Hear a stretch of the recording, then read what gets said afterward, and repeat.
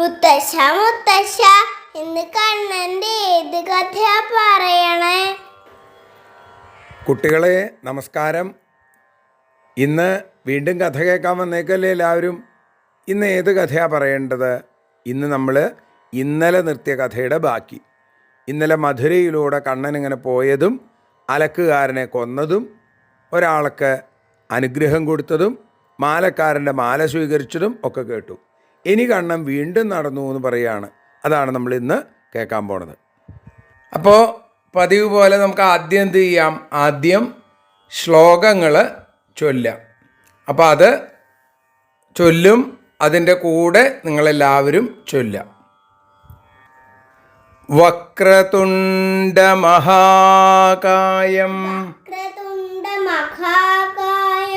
കോടിസൂര്യസമപ്രഭം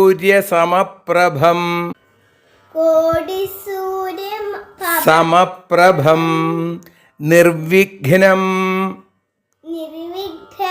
കുരു മേ ദേവ സർവകാര്യേഷു സർവദാ സരസ്വതി നമസ്തുഭ്യം വരദേ കാമരൂപിണി വിദ്യാരംഭം കരിഷ്യാമി സിദ്ധിർ ഭവതു മേ സദാ. ഗുരുർബ്രഹ്മ ഗുരുർവിഷ്ണു ഗുരുർദേവോ മഹേശ്വര ഗുരു സാക്ഷാത് പരം ബ്രഹ്മ തസ്മൈ ശ്രീ ഗുരവേ നമഃ. അഖിലാൻ അപരാധാന്മേ ക്ഷമസ്വ കരുണാനിധേ പ്രസീദ മൽഗുരോനാഥ ജനകായ നമോ നമഃ. അഖിലാൻ അപരാധാന്മേ ക്ഷമസ്വ കരുണാംബുധേ പ്രസീദ മൽപ്രിയേ നാഥേ മാതൃരൂപേ നമോസ്തുതേ. കൃഷ്ണായ വാസുദേവായ ദേവകീ നന്ദനായ ച നന്ദഗോപകുമാരായ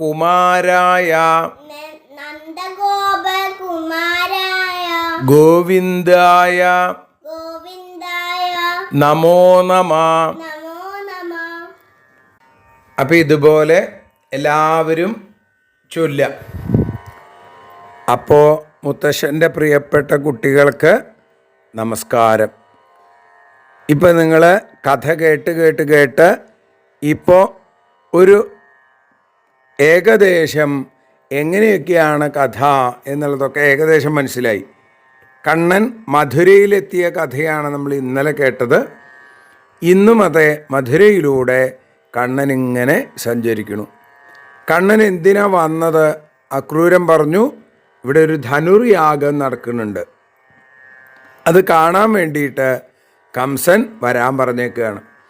ഇപ്പം ധനുർയാഗം നടക്കുന്നത് എവിടെയാണ് എന്ന് അന്വേഷിച്ച് കണ്ണനും കൂട്ടുകാരും ഏട്ടനായിട്ടുള്ള രാമനും അങ്ങനെ മെല്ലെ മെല്ലെ നടക്കുന്നു. അങ്ങനെ നടന്നു പോണ സമയത്ത് കയ്യിൽ കുറേ ചന്ദനവുമായിട്ട്, നല്ല സുഗന്ധമുള്ള ചന്ദനാണ്, ആ ചന്ദനം കൊണ്ട് ആ ഒരു പെൺകുട്ടി ഇങ്ങനെ നടന്നു പോകുന്നുണ്ട്. ആ പെൺകുട്ടിയെ കണ്ണൻ ഹേ സുന്ദരി എന്ന് വിളിച്ചു. എന്താ വിളിച്ചത്? സുന്ദരി. സുന്ദരിയാവണമെങ്കിൽ എന്താ? നല്ല ഭംഗിയുള്ള ശരീരമൊക്കെ വേണം അല്ലേ? പക്ഷേ ഈ പെൺകുട്ടിയുടെ ശരീരം എങ്ങനെയാ? 3 വളവുള്ളതാണ്. അതുകൊണ്ട് ആ പെൺകുട്ടിയെ കൂനിപ്പെണ്ണ് എന്നാണ് എല്ലാവരും വിളിക്കുക. ത്രിവക്ര എന്നൊക്കെ പറയും, 3 വളവുകൾ. പക്ഷേ എന്തുകൊണ്ടാണ് കണ്ണൻ സുന്ദരി എന്ന് വിളിച്ചത്? കണ്ണന് ആ പെൺകുട്ടിയുടെ മനസ്സ് കാണാൻ പറ്റും. നമ്മളൊക്കെ പുറമേ കണ്ടിട്ടല്ലേ ആളെ മനസ്സിലാക്കുക. കണ്ണൻ അങ്ങനെയല്ല.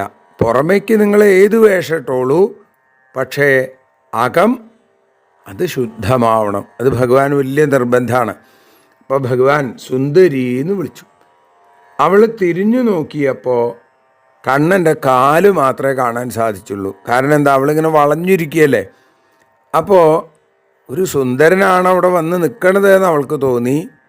ഭഗവാൻ കണ്ണൻ ചോദിച്ചു, സുന്ദരി, കുറച്ച് ചന്ദനം ഞങ്ങൾക്കും തരുമോ? ഈ കുറിക്കൂട്ട് ഞങ്ങൾക്കും തരുമോ എന്ന് ചോദിച്ചപ്പോൾ അവൾ പറഞ്ഞു, തീർച്ചയായും.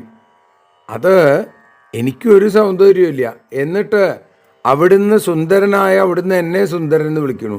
ഞാൻ കംസന് ഈ കുറിക്കൂട്ടുകളൊക്കെ ഉണ്ടാക്കി കൊടുക്കുന്ന ദാസിയാണ്. നിങ്ങൾക്കല്ലാണ്ട് പിന്നെ ഞാൻ ആർക്കാ തരാം? ഇതിപ്പോൾ കംസന് കൊടുക്കാൻ വേണ്ടി കൊണ്ടുപോകുന്നതാണ്. പക്ഷേ നിങ്ങൾക്ക് തരാൻ ഞാൻ തയ്യാറാണ്, ഇതാ സ്വീകരിച്ചോളൂ എന്ന് പറഞ്ഞു. അങ്ങനെ ഏട്ടനും അനിയനും ആ ചന്ദനം വാങ്ങി അവർ നെറ്റിയിൽ ഗോപിയൊക്കെ തൊട്ടു, ദേഹത്തൊക്കെ കുറേ ഭാഗത്ത് ചന്ദനമൊക്കെ പൂശി, അതിൻ്റെയൊക്കെ ഗന്ധം അവിടെയൊക്കെ ആ മണം എല്ലായിടത്തും നിറഞ്ഞു. പിന്നെ കൂട്ടുകാർക്കൊക്കെ കൊടുത്തു. അവരും ഇതേപോലെ ഗോപിക്കുറിയൊക്കെ തൊട്ടു. അത് കഴിഞ്ഞ് ഭഗവാൻ വിചാരിച്ചു, എങ്കിൽ തനിക്കിതൊക്കെ തന്നില്ലേ ഈ പെൺകുട്ടി, ഈ പെൺകുട്ടിക്കും തൻ്റെ അനുഗ്രഹം വേണം. തന്നെ ആശ്രയിക്കുന്നവർക്ക്, തനിക്ക് എന്തെങ്കിലും തരുന്നവർക്ക് അതേപോലെ അതിനേക്കാൾ എത്രയോ മുകളിലായിട്ട് കണ്ണൻ അവരെ അനുഗ്രഹിക്കും. അത് ലോകത്തിന് കാണിച്ചു കൊടുക്കാൻ വേണ്ടി ഈ ശ്രീകൃഷ്ണൻ്റെ മനുഷ്യശക്തിക്കും അപ്പുറത്തുള്ള ശക്തി കാണിക്കാൻ വേണ്ടി ഭഗവാൻ ആ പെൺകുട്ടിയുടെ അടുത്തേക്ക് അങ്ങോട്ട് ചെന്നു. അവൾ വളഞ്ഞ ശരീരമാണ് അല്ലേ, തല ഇങ്ങനെ താഴ്ന്നു നിൽക്കുകയാണ്. കണ്ണൻ എന്ത് ചെയ്തു?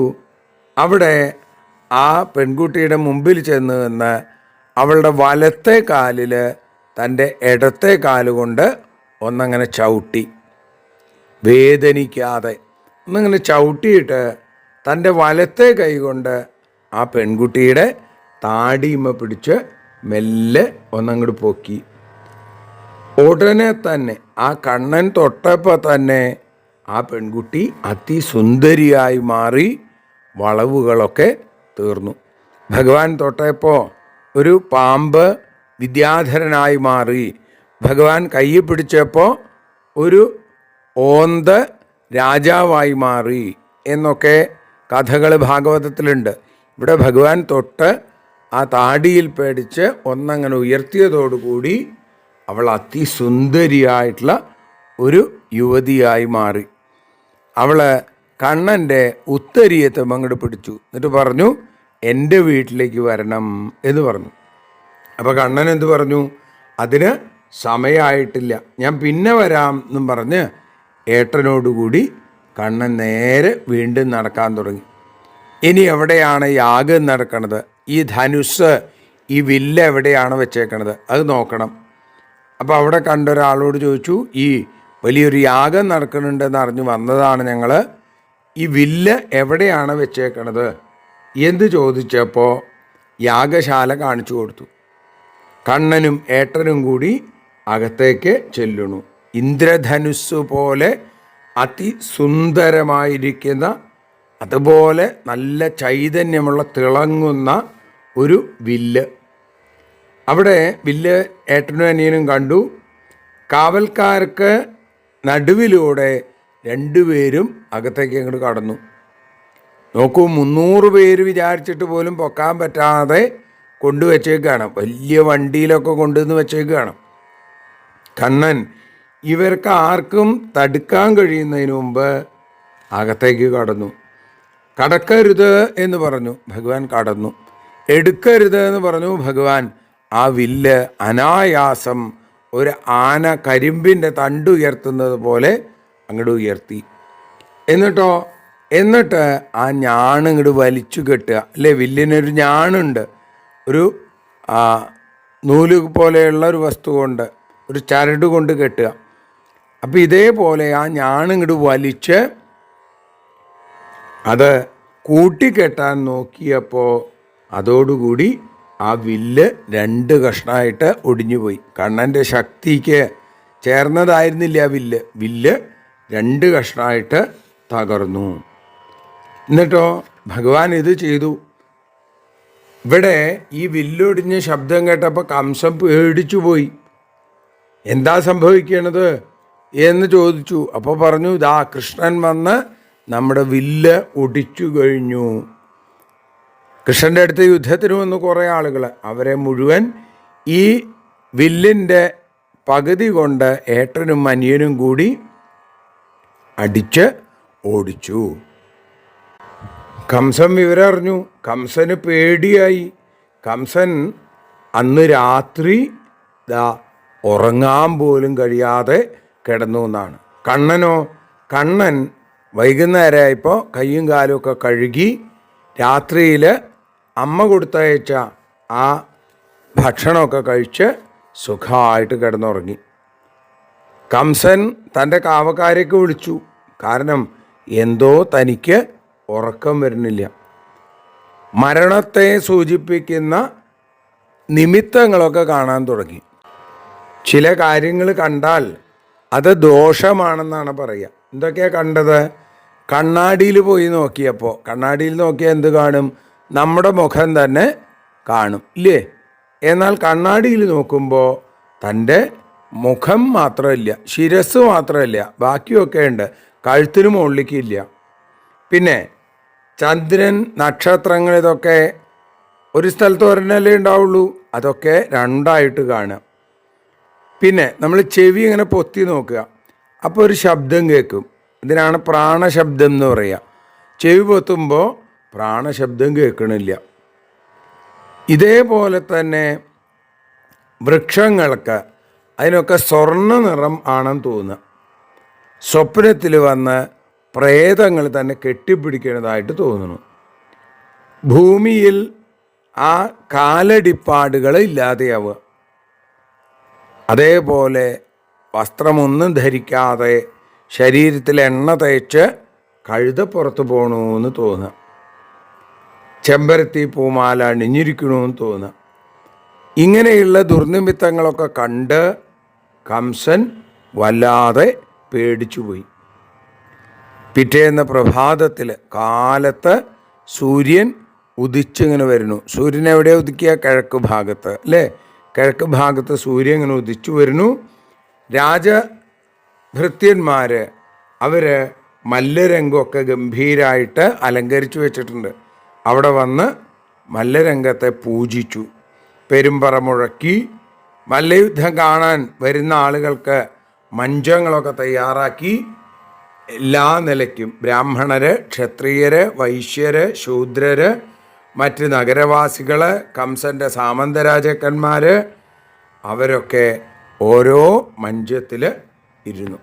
ഈ സമയത്ത് വലിയ ശബ്ദം കേട്ടു. അപ്പോൾ എന്താ അവിടെ കംസൻ നടന്നു വരികയാണ് തൻ്റെ മന്ത്രിമാരോടുകൂടി. അങ്ങനെ ഏറ്റവും ഉയരത്തിലുള്ള രാജമഞ്ചം, അവിടെയാണ് കംസൻ വന്നിരിക്കുന്നത്. വാദ്യങ്ങൾ, പെരുമ്പറകളൊക്കെ മുഴങ്ങുന്നു. മല്ലന്മാരൊക്കെ കച്ചകെട്ടി. ഈ സന്ദർഭത്തിൽ ചാണൂരൻ, മുഷ്ടികൻ, കൂടൻ, ശലൻ, തോശലകൻ, ഇവരാണ് 5 പേര് പ്രധാന മല്ലന്മാർ. അവർ തയ്യാറായി. മല്ലയുദ്ധം കാണാൻ വന്ന മഞ്ചങ്ങളിലിരിക്കുന്ന ആ നിറയെയുള്ള ആളുകൾ അവർ നോക്കുമ്പോൾ ഗോപന്മാരും ഒക്കെ മഹാരാജാവിന് കാഴ്ചദ്രവ്യങ്ങളൊക്കെ സമർപ്പിക്കുന്നു. അങ്ങനെ ആ മല്ലയുദ്ധം ആരംഭിക്കുകയാണ്. ആ മല്ലയുദ്ധമാണ് നമ്മൾ നാളെ പറയാൻ പോണ കഥ. ഇന്നിപ്പോൾ ഇതോടുകൂടി നമ്മളിന്ന് നിർത്തുകയാണ്. എല്ലാവരും നല്ല മിടുക്കന്മാരും മിടുക്കത്തികളായി തീരട്ടെ എന്ന് ഗുരുവായൂരപ്പനോട് പ്രാർത്ഥിക്കുന്നു. ഇപ്പോൾ മുത്തശ്ശൻ എല്ലാവർക്കും ഇന്നും ഇന്നിപ്പോൾ 41 ദിവസമായി സ്കൂൾ അടച്ചിട്ട് അല്ലേ, അല്ലെങ്കിൽ ഈ വെക്കേഷൻ തുടങ്ങിയിട്ട്. ഇനി നമുക്കൊരു എത്ര ദിവസമുണ്ട്? 61 ദിവസം. അതിൽ 41 കഴിഞ്ഞാലോ ഇനി ഒരു 20 ദിവസം കൂടി. അതോടുകൂടി നമ്മൾ കഥ പറഞ്ഞ് പരമാവധി കഥ പറഞ്ഞ് അവസാനിപ്പിക്കണം. അത് കഴിഞ്ഞാൽ പിന്നെ മുത്തശ്ശൻ എപ്പോഴെങ്കിലുമൊക്കെ സമയം കിട്ടുമ്പോൾ ഇതുപോലെ പറഞ്ഞു തരാം. അപ്പോൾ എല്ലാവർക്കും മുത്തശ്ശൻ്റെ വക പഞ്ചാര ഉമ്മ. Okay, bye bye, see U.